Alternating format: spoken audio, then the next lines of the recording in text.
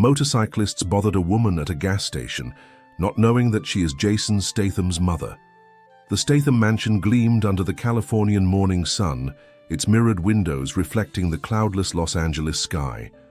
Jason Statham adjusted, his Italian silk tie in front of the mirror, while watching through the window as the red Ferrari was being prepped by the driver for the charity event scheduled for that very afternoon. His mother, an elegant woman who carried herself with the high-class poise of a true English lady, entered her son's room holding a set of antique jewels. "Jason, dear, could you help me with this necklace? Your grandmothers would be proud to see these jewels used for such a noble cause," she said, her blue eyes sparkling with the emotion of cherished memories. The charity event they were preparing for wasn't just another one of the hundreds of galas held in Los Angeles. It marked the inauguration of a social project that had consumed 3 years of Jason's life and a considerable part of his fortune. The center was designed to offer opportunities for children from underprivileged communities, fulfilling a long-held dream of his mother's. "Leave it to me, Mother," he replied, taking the delicate sapphire necklace. "You look beautiful. I'm sure today will be unforgettable." Little did he know just how true those words would prove, though in a way entirely different from what he imagined. Defying the expectations of his security team, Jason decided to drive himself. "Today is a special day, Mother. I want it to be like the old times, just the two of us." His mother smiled, recalling the countless trips they'd taken together back when Jason was still building his career and every penny counted. They opted for an alternative route, avoiding Los Angeles' main avenues. The road led them through winding secondary streets among the hills, offering breathtaking views of the city. His mother recounted stories of the past, memories that Jason already knew by heart, but never tired of hearing. Their need to refuel brought them to an old gas station nestled in the hills.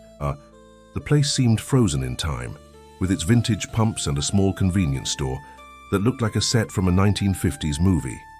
It was there that fate decided to meddle with their plans. While Jason refueled the car, his mother went into the store to buy some water. In the parking lot, a group of motorcyclists watched the Ferrari with barely concealed interest. Their eyes shifted between the luxurious car and the elegant woman who walked toward the store with the same grace she had always displayed. The fee.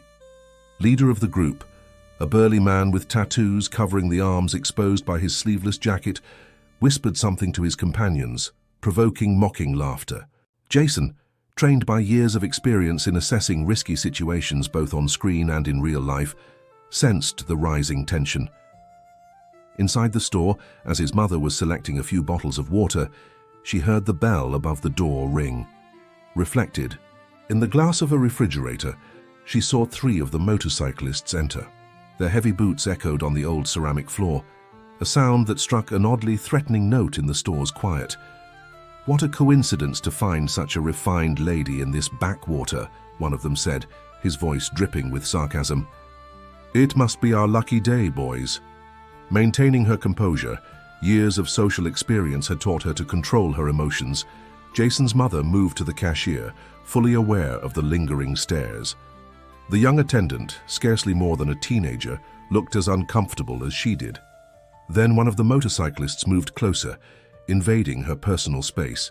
"How about showing us what's in that fancy purse of yours?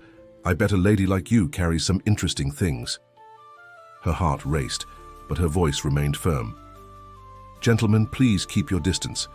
Outside, as Jason finished refueling, his instinct flared. Something in the sudden silence that had fallen over the station wasn't right. Through the store window, he saw his mother surrounded by the motorcyclists. His body reacted before his brain had fully processed the scene. In a matter of seconds, Jason sprinted across the parking lot toward the store.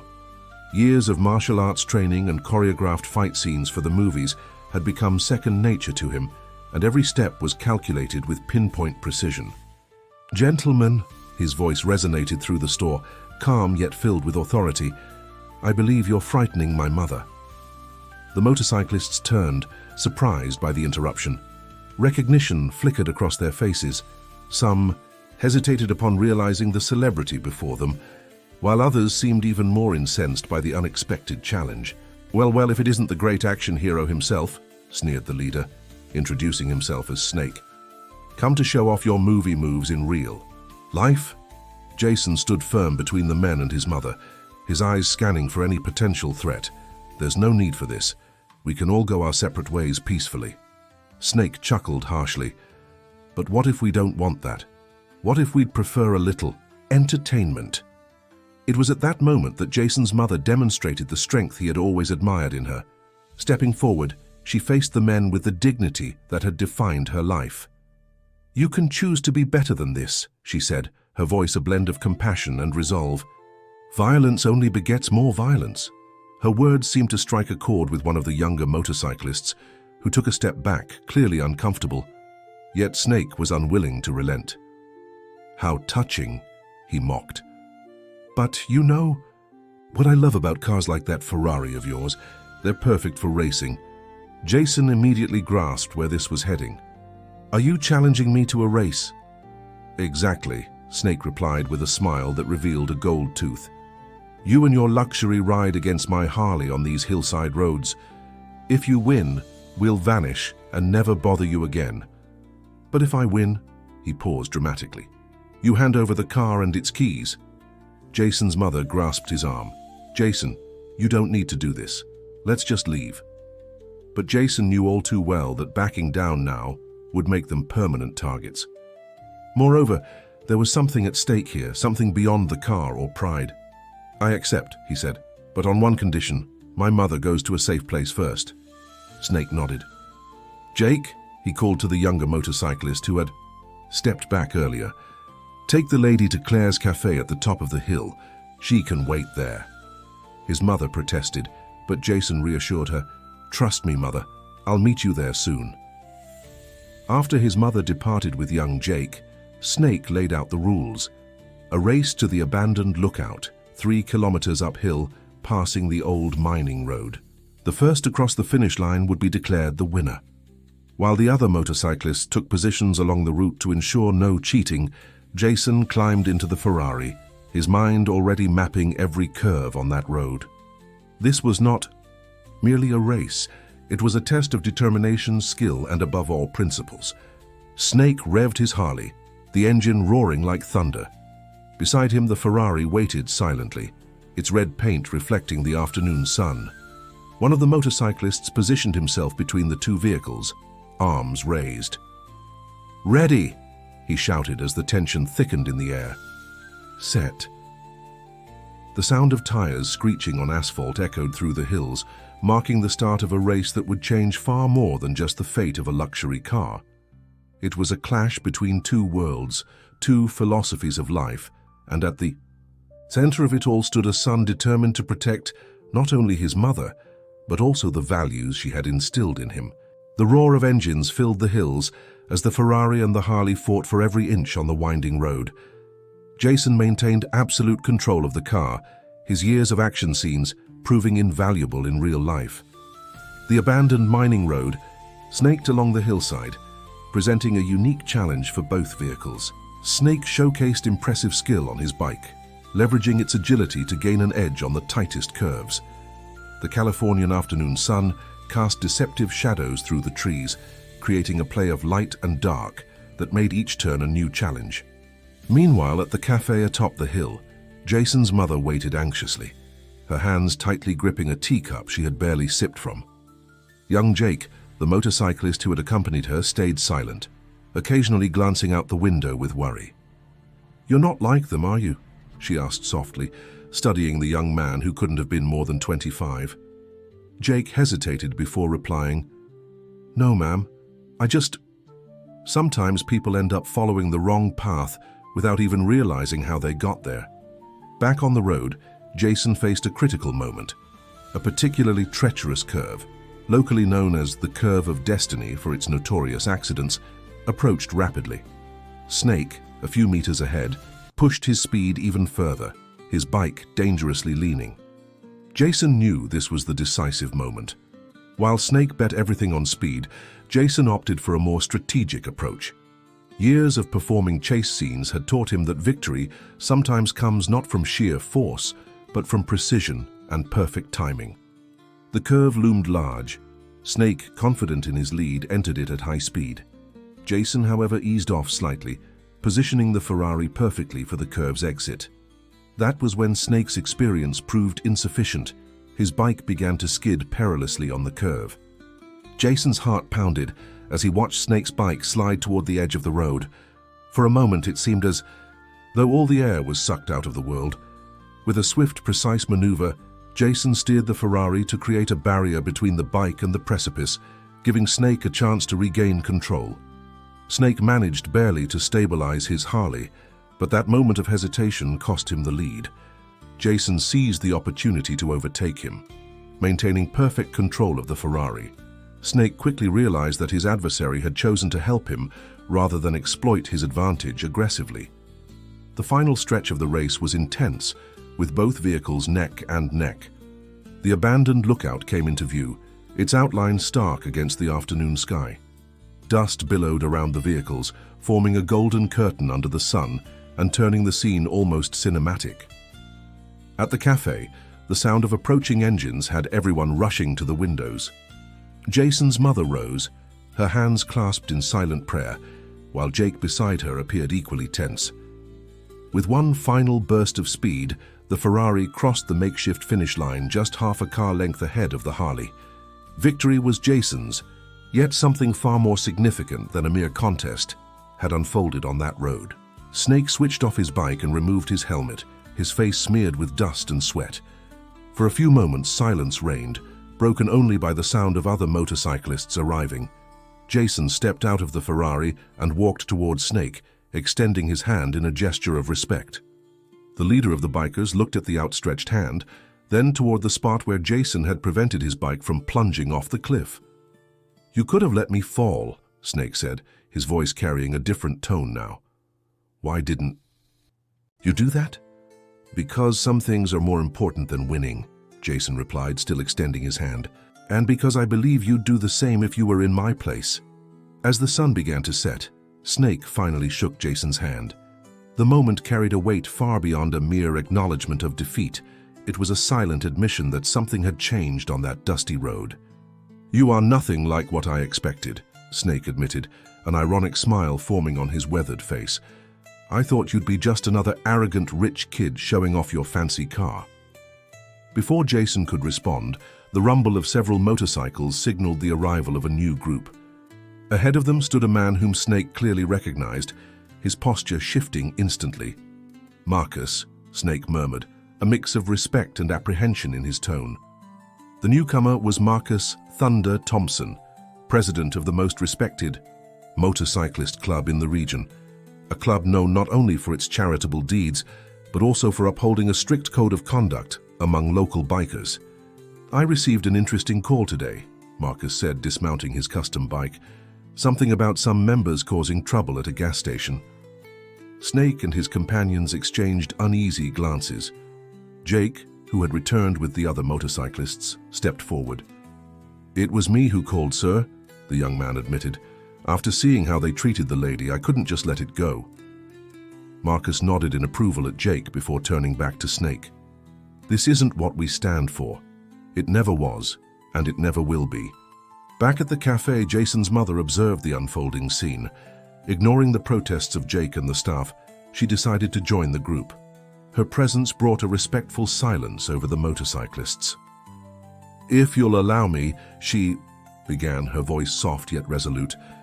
"I'd like to extend an invitation." All eyes turned toward her, intrigued. Jason, knowing his mother well, sensed she was about to transform the situation in a way only she could.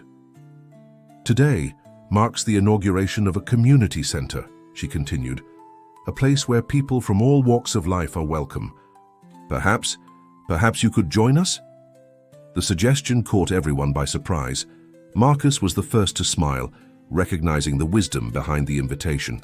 "Ma'am," he said, "it would be an honor, and I believe some of us," he glanced meaningfully at Snake and his group, "have much to learn about true strength and dignity." Still processing the day's events, Snake looked at his companions before replying, "If you'll accept us after everything." "Sometimes," Jason's mother interjected, the best new beginnings arise from the most unlikely moments.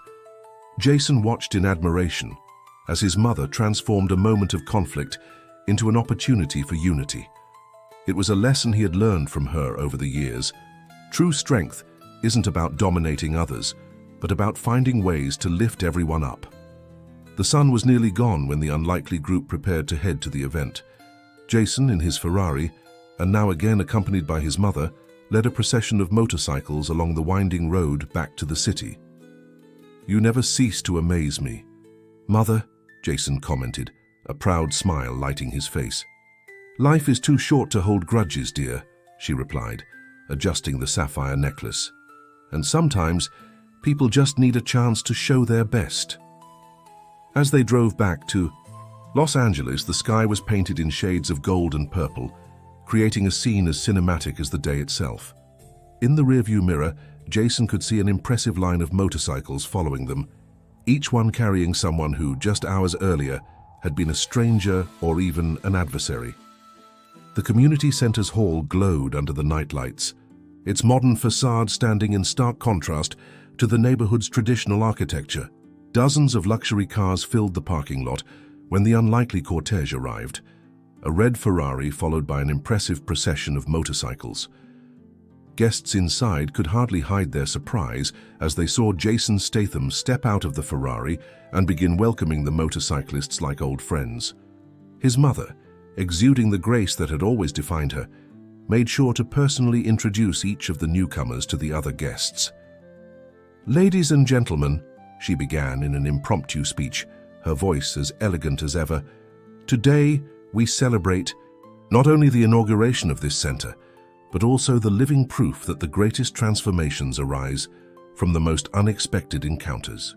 Snake and his companions, initially out of place in their leather attire amid tuxedos and gala dresses, soon found themselves engaged in lively conversations with the other guests. Jake, in particular, showed genuine interest upon learning that the center would offer free technical courses for local youth. "You know," he said to Jason during a quieter moment, "I never imagined I'd end up spending my afternoon in a place like this. When I joined Snake's group, I was just looking for a place to belong." Jason looked around the hall, watching as Snake animatedly discussed with Marcus the possibility of organizing charity events with the Bikers Club. "Sometimes we find our place in the most unlikely moments," he replied. His mother moved gracefully among the guests, ensuring everyone felt welcome. When she passed a group of high society ladies whispering about the motorcyclists' presence, she took a moment to share the day's story, not as a tale of conflict, but as a narrative of transformation and unity.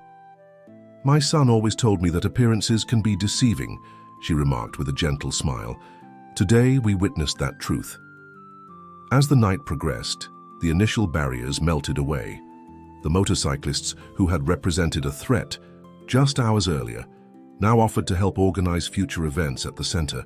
Snake, notably, surprised everyone by revealing his knack for mechanics and volunteering to teach basic auto repair to the local youth. "Sometimes we need someone who believes in us," he admitted to Jason as they watched the event from the balcony. "Your mother, she saw something in us that even we couldn't see." The most touching moment of the night came when Marcus took the stage to make a surprise announcement. His motorcyclist club was committing to become an official partner of the community center, offering not only resources but also mentoring and learning opportunities. "Because the true strength of a community," Marcus declared, "lies in its ability to turn challenges into opportunities and strangers into friends."